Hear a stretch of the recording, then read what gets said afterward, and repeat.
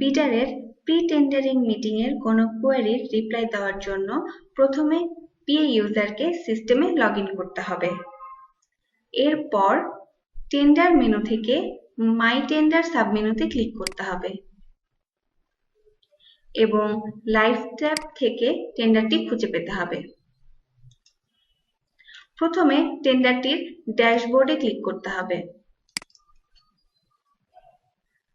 এরপর pre tender meeting এর কোনো কোয়েরি খুঁজে পেতে প্রি টেন্ডার মিটিং ট্যাবে ক্লিক করতে হবে।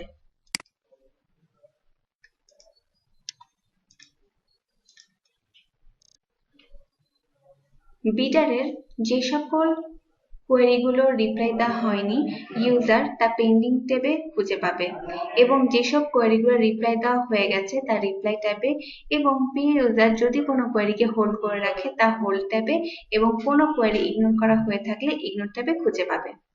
পেন্ডিং ট্যাবে বিডারের কোনো কোয়েরির রেসপন্স করার জন্য পিএ ইউজারকে অ্যাকশন কলাম থেকে প্রসেস লিংকে ক্লিক করতে হবে।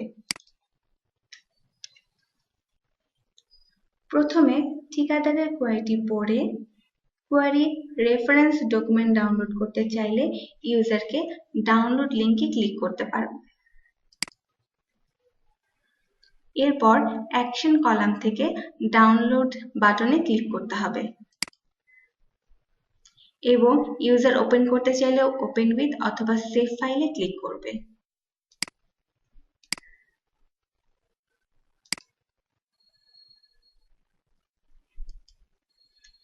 এরপর কোয়েরির সিদ্ধান্ত অনুযায়ী user select post query status option থেকে রেসপন্স, হোল্ড এবং ইগনোর অপশন সিলেক্ট করতে পারবে। কোয়েরিতে রেসপন্স করার জন্য ইউজারকে রেসপন্স অপশন সিলেক্ট করে রেসপন্স টেক্সট বক্সে রেসপন্সের মেসেজটি লিখতে হবে।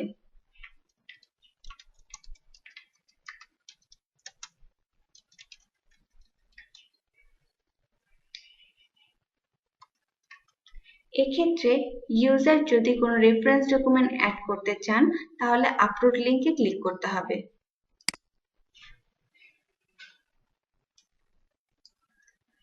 ব্রাউজ বাটনে ক্লিক করে ইউজার ডকুমেন্টটি অ্যাটাচ করতে পারবে।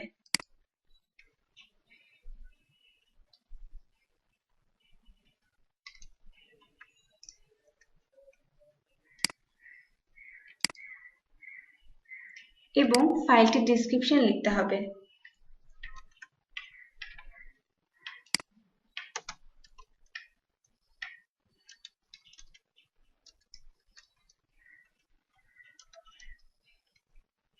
এরপর আপলোড বাটনে ক্লিক করতে হবে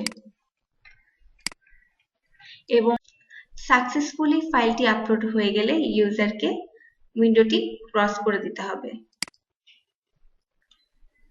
এরপর কোয়েরি রেসপন্স করার জন্য ইউজারকে সাবমিট বাটনে ক্লিক করতে হবে। কোয়েরি রিপ্লাইড সাকসেসফুলি মেসেজটি দেখার পর রিপ্লাইতে ইউজার তার রিপ্লাই কোয়েরিটি দেখতে পারবে এবং ডিটেইল ইনফরমেশন দেখার জন্য ইউজারকে অ্যাকশন মেনু থেকে ভিউ লিংকে ক্লিক করতে হবে। প্রি টেন্ডার মিটিং এর এন্ড ডেট সম্পন্ন হলে ইউজারকে প্রি টেন্ডার মিটিং পাবলিশ করার জন্য ওয়ার্কফ্লো তৈরি করতে হবে। ওয়ার্কফ্লো তৈরির জন্য ইউজারকে ক্রিয়েট লিংকে ক্লিক করতে হবে এবং নাম্বার অফ রিভিউয়ার্স এবং number of for file escalation input দিতে হবে।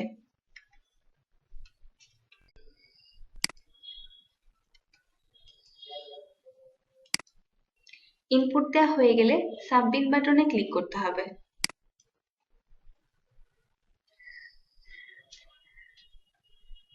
ইনিশিয়েটর এবং অ্যাপ্রুভার সিলেক্ট করার পর সাবমিট বাটনে ক্লিক করতে হবে।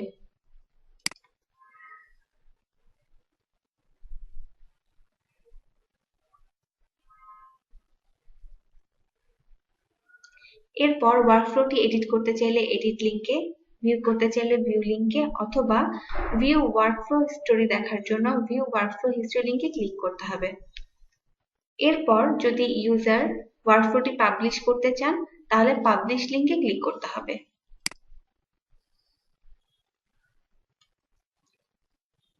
কমেন্ট দিতে হবে। পি ইউজারের কমেন্ট দেওয়া হয়ে গেলে পাবলিশ বাটনে ক্লিক করতে হবে।